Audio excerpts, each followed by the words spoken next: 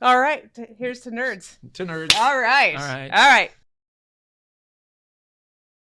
Today with us, we have the famous and fantastic Tony Parks. Yeah, you like the title? Something like that. Yeah. Okay. Infamous? Okay. I think I'll take it. I think famous is better than infamous. Maybe both. Maybe a Okay. little bit of both. Infamous, famous, and fantastic Tony Parks. Tony is the manager of the workshop and assessment team. And today we're talking about workshops and assessments. We just wrapped up our filming at KHQ. You did a great job. No, you did a great job. Here's hoping. No, you did a great job. And today we're following it up with a podcast so we can go into more detail. And I wanted to have you on both the KHQ, the Fox, filmed at KHQ, airs on Fox. Wanted to have you on the Fox morning edition with me and the podcast because the work that you're doing with assessments and workshops to me is so impressive. I appreciate what your team is doing. I love your commitment to adult learning theory. I know you guys are working with Kevin on diving further into adult learning theory. And I kind of just want to cover all of that today.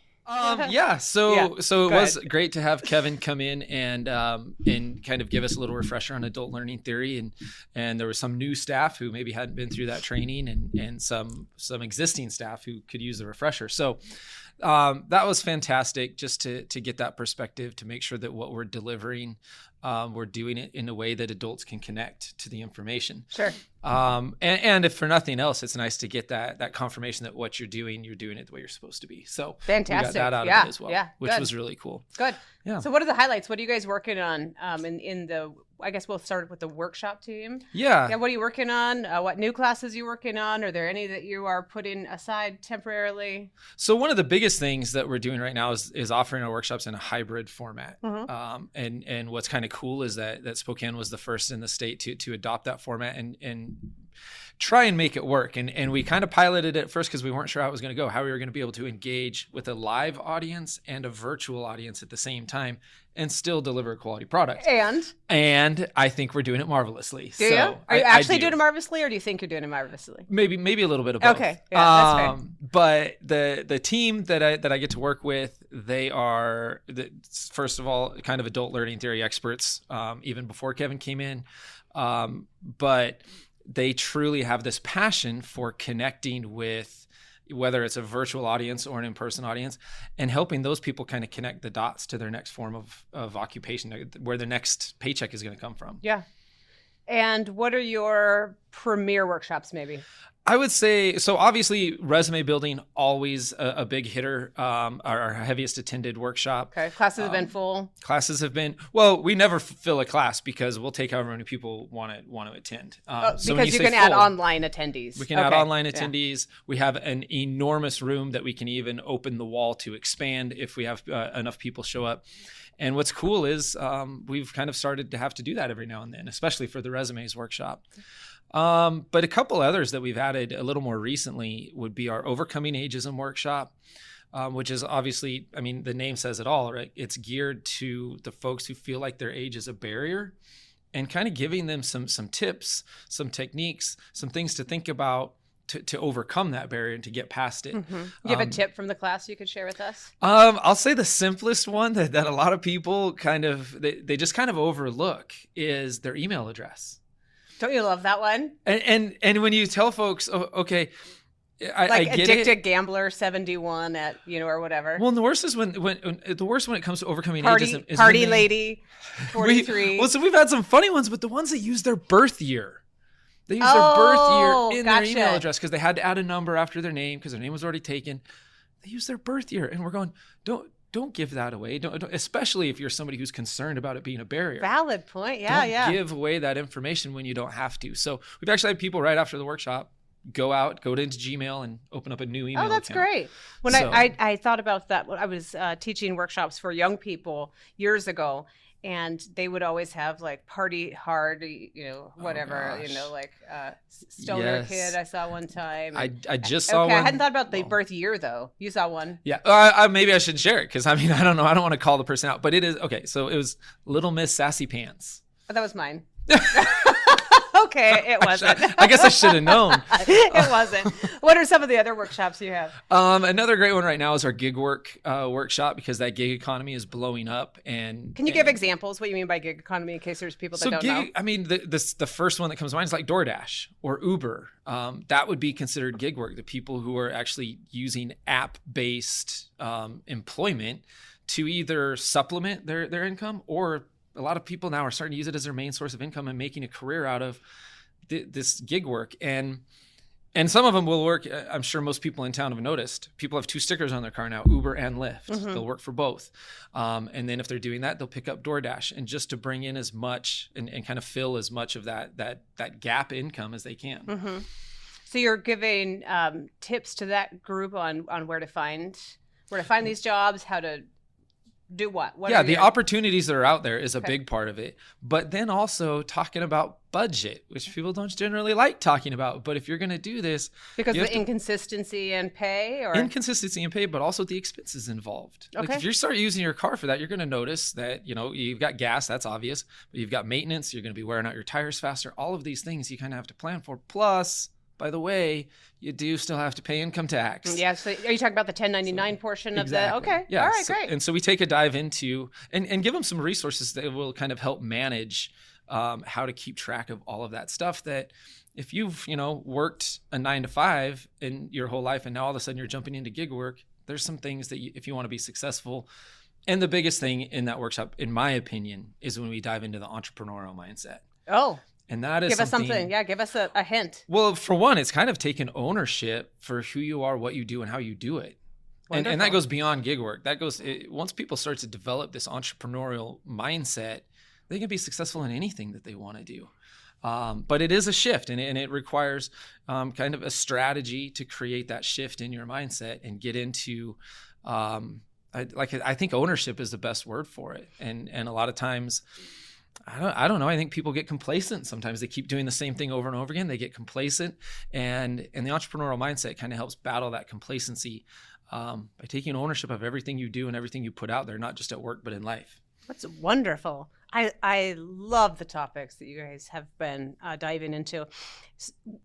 In addition to the topics, you have the hybrid environment. Mm-hmm. And as someone, and most of us have in the professional world, but as someone who's tried to facilitate meetings that are in person, while I have some folks on the screen, can be really challenging. How have you overcome that so the attendees in person feel like you're really there and engaged with them, and the attendees online feel like they get to contribute even though they're joining you through a screen? Yeah, well, I mean, technology helps. We have some wonderful technology in our classrooms where they're WebEx smart boards. We can, just like if you were live and you could write on a whiteboard, we can write directly on that screen and both audiences are seeing it. So we can get a little bit interactive that way. And there's a little bit more prep work that goes into it. We had to test, like, where can the facilitator stand? Because if they're like me, by the way, I have a hard time sitting in a chair and talking. It's hard, isn't it? Not pacing, because I usually will walk back and forth in front of whatever room I'm talking in. But we had to kind of mark that off. Where do I end up off camera and kind of stay within a certain zone so that we can talk to the people virtually, make that kind of eye contact, and then we can also turn to the people who are there. And it takes an awareness for the facilitators. And believe me, when we started getting into this, we were questioning whether or not we were going to be able to pull it off. But the feedback has been fantastic from both audiences. Great. You guys have really done a nice job. What is some of the best feedback, either helpful or just, complimentary, that you've received from attendees? The simplest way to answer that is through the surveys. And one of the things on our surveys, we want to know somebody's confidence level before they attend, and we want to know somebody's confidence level after they've attended. And ideally, we want to build that confidence. But I'll be honest, one of my favorite responses was somebody who marked their confidence level before, and after the workshop, they were actually less confident. And I thought, I need to reach out to this person and figure out what's going on. So I reached out, and basically the way she explained it was, well, going into the workshop, I didn't know what I didn't know. So I thought I knew what I was doing. I learned that I didn't know as much as I thought I did. And I need to do some extra work in kind of how to go about with her resume and to go about with her job search in general. So it was actually a compliment, even though when I first read it, I was scared. So I was like, oh, what are we missing here? You somehow crushed this person's spirit, you thought, or that's something. what I was afraid of. So that's actually really good feedback. Yeah. So we'll shift into the assessment team or side of the house. What are some of the assessments that your team offers a career seeker? And we get the basics, right? It's maybe so they can learn what they're interested in or what skills they currently have. What are some of the, I guess either assessment names or types, and who would you say should take an assessment? We've got two main assessments that we subscribe to. And by the way, we subscribe to them. The job seekers don't have to pay a dime. We have them available. But if someone comes in and they know exactly what it is they want to do, but they aren't sure that they have what it takes to do it, we have an assessment for that called eSkill. And we have about a catalog of 350 particular occupations that they can take an assessment and see where they lie. Is this something that they currently have the ability to do, or is it something they might need to get a little more education or a little more training to be successful? Are you taking an assessment for each occupation, or is it one assessment and it matches you with occupations? No, what you're taking. So if they said, I want to be an administrative assistant, we've got 3 different administrative assistant specific assessments to determine kind of where they're at as far as potential for success. Okay, and what if they just don't know? If they So don't if know. I walked in, so if I left workforce development, here's the ongoing sort of mantra. If I left workforce development, I would have no idea what else I could do because I've been doing it for so long. What would you do with me? And that's my favorite job seeker right there, is the people who've been doing the same thing for a long time. They know they have to make a change, but they don't know what that change is. And what do you do? For that, we've got an assessment. It's called the EDITS assessment. It's Educational and Industrial Testing System. And I know that's a lot of words, but we're just going to call it the EDITS assessment for short. And with this one, it's an extensive assessment. I let people know it's going to take you about an hour to complete it. There's some timed sections. It's okay. Take a breath. People get really stressed out on those ones. And I'm just like, look, there's no wrong answer. This is just figuring out where you are right now. Great. And what we might have to do. And does it work? I mean, I feel like you wouldn't be using it if it didn't, but on behalf of our viewers, does it work? Does it work? So I will tell you that my assessment results came back and basically told me. It. I did, and of what course. should you be doing? I should be doing pretty much exactly what I'm doing. That's what mine always says too. That's what I'm worried about. Yeah, and I've had people take it and they get some stuff back and they're like, there's no way.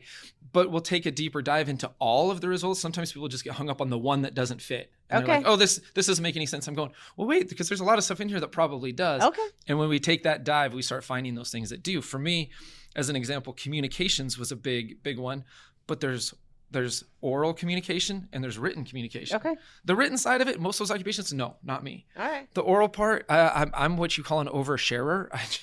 I talk a lot, and a lot of those occupations made complete sense for me. Okay. So on behalf of anyone watching, here's what I'll do. I'll take one for the team.